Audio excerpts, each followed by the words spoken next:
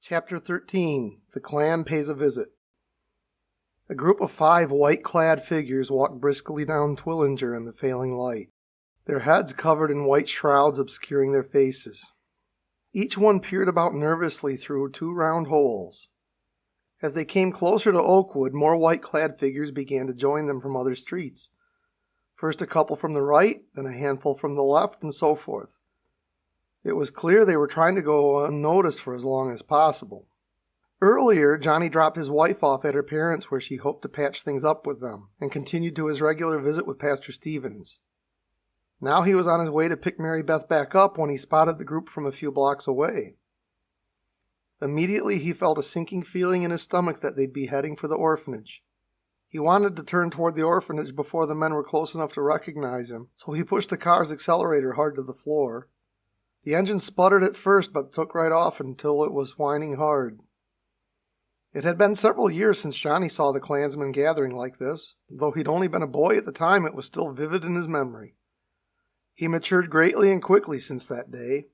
It was unavoidable to do so. This time Johnny doubted that they'd overlook his presence, because this time he knew he couldn't just hide in the shadows. As the Klansmen rounded the corner on Oakwood, Johnny saw at least a dozen in the mirror. Johnny shuddered to see that one was a giant of a man, at least a foot taller than the rest, about the size of Eliza's unmentioned giant. By the time he reached the orphanage, he saw nearly 24 white hoods bobbing up and down in the rearview mirror. They were only 2 blocks away and walking at a quick pace. This time they were carrying no cross as they had before, but they were still too far away for Johnny to see any signs of weapons. He honked his horn loud and long as he passed the home and then drove around to the backside of the block to obscure his car from the Klan. Miss Johnson stepped out onto the porch. Several neighbors also came to see about the commotion, and she saw them quickly scurrying back into their homes. Concerned, she scanned the scene for the reason and immediately saw the white-hooded figures approaching. By this time they were only a block away from the orphanage as Johnny came bounding onto the porch. "Miss Johnson, get inside and lock the door. Take the children to the basement and barricade every door that you can." Johnny gently but firmly guided her back to the front door. Miss Johnson protested. "Johnny, what do you think you're going to do out there? These are not the kind of men to be messing around with." Johnny didn't know what he was going to do, but clearly Miss Johnson's place was with the children, and he needed to confront the men. He responded with a shrug of his shoulder and said, "A door by itself isn't going to stop them anyhow. Inside or outside might not make much difference before the end." Then Johnny latched the door behind Miss Johnson, and immediately he heard the clicks of the door lock, the deadbolt, and the security chain. Whether she saw the sense in locking him on the outside or not, Miss Johnson decided to go along with his plan. Miss Johnson turned to find Vincent and Norman looking very concerned. They also came into the front hall when Johnny honked his horn, and they heard the conversation between the 2 leaders. The 2 boys didn't know it was the Klan approaching and didn't know the whole story of Eliza, but they were smart enough to know something big was happening and asked Miss Johnson for instructions. She sent Vincent to tell the older girls to help get the younger ones to the basement. Norman was to round up the older boys to help with the younger ones as well. Meanwhile, Miss Johnson set to work piling furniture and other items against the front door. In less than a minute, children began streaming downstairs. They had little time to process everything they saw, because the older children kept ushering them along. The older ones were quite alarmed themselves as they could hear angry voices outside the door, growing louder and angrier. Norman and Vincent shifted their focus to helping move larger furniture in front of the door. Mary Sue saw the last of the children to the basement. They thought all the children were present, but a head count came up 1 short. Matthew quickly saw that all the older boys were present. Tanya yelled up the stairs, "Counting Mary Sue upstairs with you, we have all 4. Likewise, Thomas reported that all 7 boys were present. They waited a brief moment while Alice finished counting a second time, and then reported, "There are only 7 of us girls, and shouldn't there be 8? Bother, who is missing? I can't think." Tanya said, "Calm down, start naming them off." After mumbling off several names, Alice announced, "Eliza Beth isn't here." Miss Johnson exclaimed, "That's just perfect, the very one we most needed to keep sheltered, and she's the very one we can't find." Immediately, Miss Johnson and Mary Sue ran off in opposite directions to search for her. Norman and Vincent continued to move furniture near to the 2 other doorways off the hall. They were nervously waiting for the others to return before completely sealing the interior hall doors shut. Alice began to cry and spluttered, "This is my fault and I know it. I'm in charge of my group and I should have kept better tabs on Eliza." Loretta tried to soothe her. "What more could we do? She was practically a prisoner in the home from the start. We couldn't very well have kept her tied up somewhere." It was no use. Soon the hysteria spread and others began to whimper as well, in part because they became increasingly aware of some sort of disturbance taking place outside. A thorough search of the home turned up no trace of Eliza Beth, and Miss Johnson felt she couldn't leave the others half protected indefinitely. The matron and Mary Sue retreated to the basement. Vincent and Norman finished their blockade and headed downstairs as well. The older boys and girls were holding the youngsters and trying to keep quiet. Miss Johnson sat alone on the bottom step, her head fervently bowed in prayer. Johnny had no idea what he was going to do. He only knew that Miss Johnson and the children could do nothing to prevent the men from eventually getting access to the home and to the one child they had come to get. Against so many, all Johnny could hope to do alone would be talk to them, but this would only slow them down. Perhaps talking to each of them one-on-one he might have gotten somewhere, but together the mob mentality ruled and the leader dictated everything. A flurry of thoughts went through Johnny's mind. Among them were things like, did a neighbor finally take them the information? Was it Chief Barton? Perhaps they had known for all these years, but then why wait until now? Or, someone must have seen Eliza Beth on her excursion to the park. How they found out didn't matter now, but Johnny found he couldn't clear his mind. The group moved close enough for Johnny to see their eyes. They hadn't seen Johnny yet because the setting sun was behind the house and he was lost in the shadows. Then he did the only thing he could do that had any power. He prayed. Not a prayer for his own deliverance, but the safety of the children. He prayed especially for Eliza. Johnny concluded with, "Lord, guide me. What should I do?" The only advantage Johnny could think of was that through his dealings around town he pretty much knew who the men were, or thought he could guess. But using this could prove all the more dangerous if it failed. They might go after Johnny even more fervently to protect their own identities, although in this case he might be able to lead them away from the home, but they'd certainly come back after dealing with him. If only I had something to use as leverage against them, he thought as he came down to the last step as the men approached and stopped about 8 feet in front of him.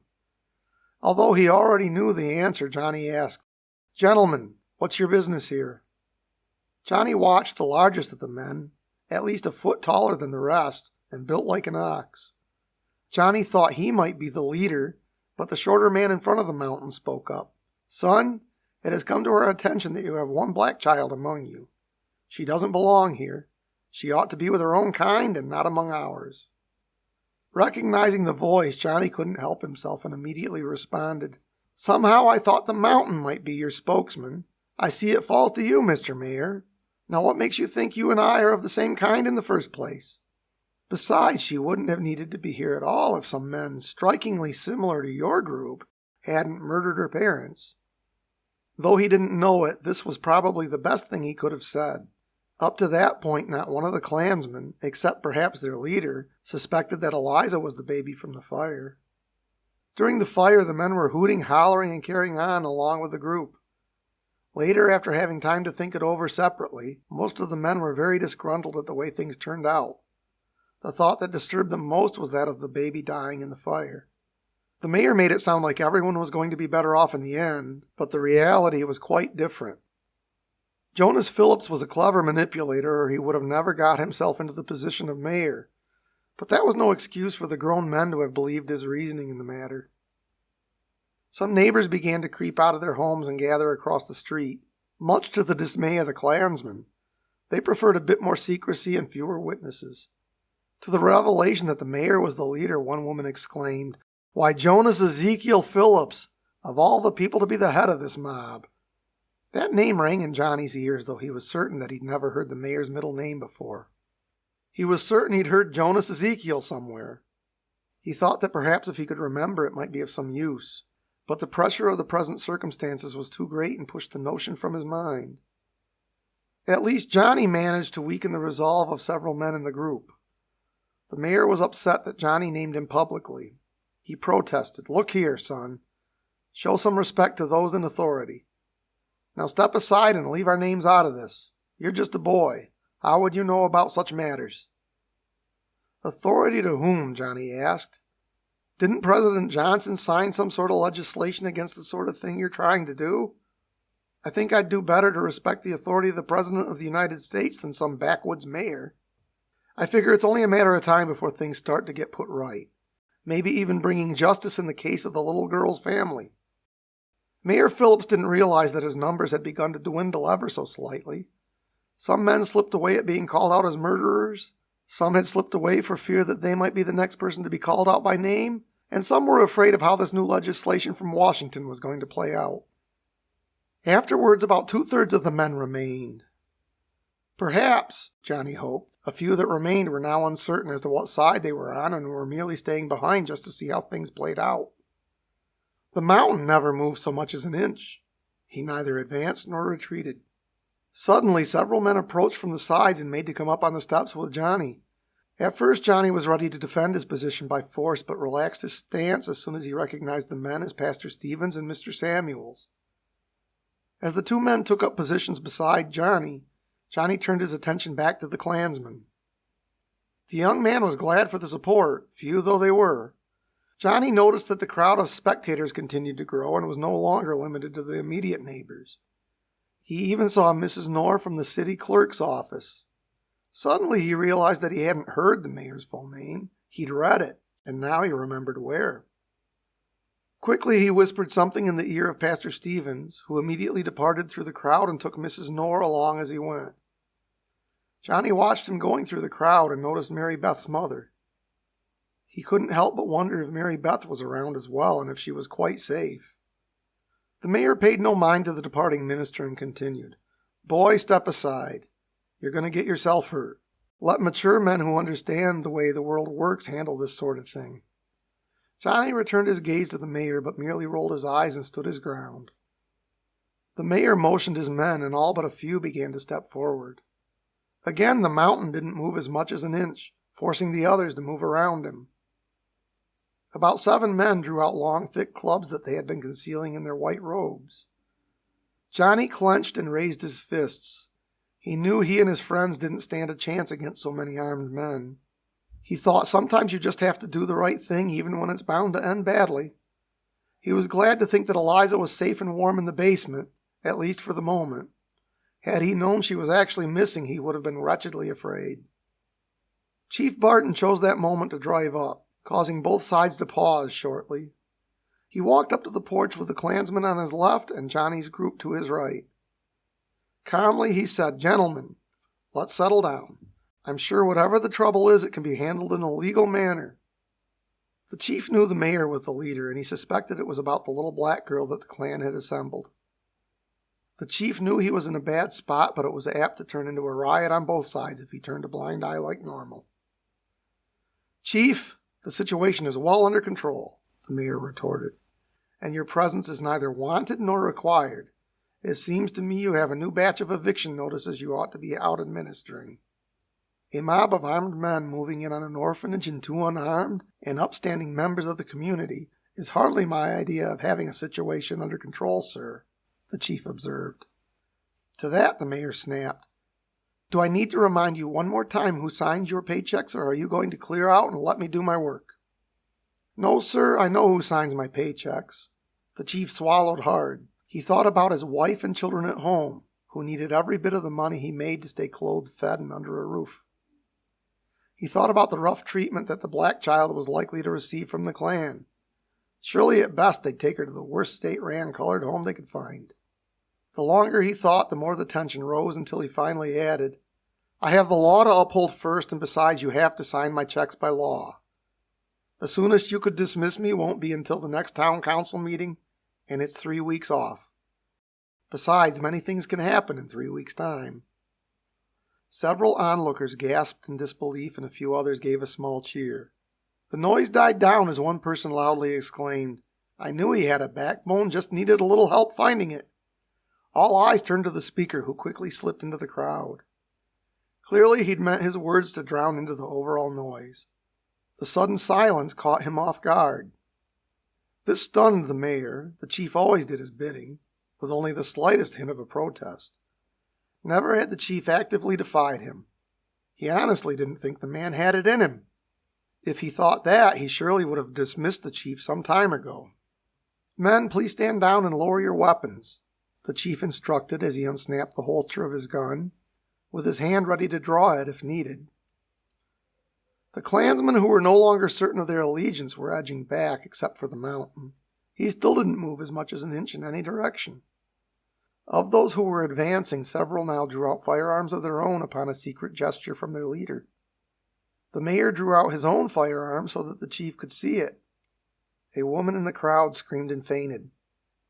The Klan's weapons were already loaded, cocked, and ready, needing only to have the safeties kicked off. It seemed they had the drop on the chief. Chief Barton furrowed his eyebrows at this latest development. He hoped people would just slip away quietly without resolving the issue. Then Miss Johnson and Johnny would have time to find another good place for the child on their own terms and not the Klan's. Now the options seemed to fight just as likely to be lost as won, or giving the child up. Either way, all seemed lost as far as Eliza Beth's best interests were concerned. There was dead silence from the crowd as well as the Klansmen and the men on the porch. Suddenly, from all around, and unseen in the dark, came a series of clicking sounds. Everyone experienced with guns immediately recognized it as the sound of hammers being cocked on several guns. It was hard to tell with all the echoing, but it sounded as though there might have been a half dozen, and all from different directions. It was unclear to whose side these new guns belonged, but nobody dared to move the slightest bit. Meanwhile, back in the basement, most of the crying and dreadful murmurings had ceased. The children looked about, mostly upwards, listening for the sounds of anybody intruding into the home upstairs. The sounds increased and decreased over the course of the encounter, but now everything suddenly grew quiet, and they wondered what it meant. Of course, they couldn't hear the clicking of the hammers from the basement. Miss Johnson was sure that it meant either the Klan had stormed off or that the group had gotten their hands on Eliza and left with her. She couldn't help but wonder what had become of Eliza Beth and Johnny. She had no idea how complicated the situation had become and how many different players were involved. The matron, despite her own fears, tried to softly soothe her charges as she pondered how long they should wait in silence before venturing out.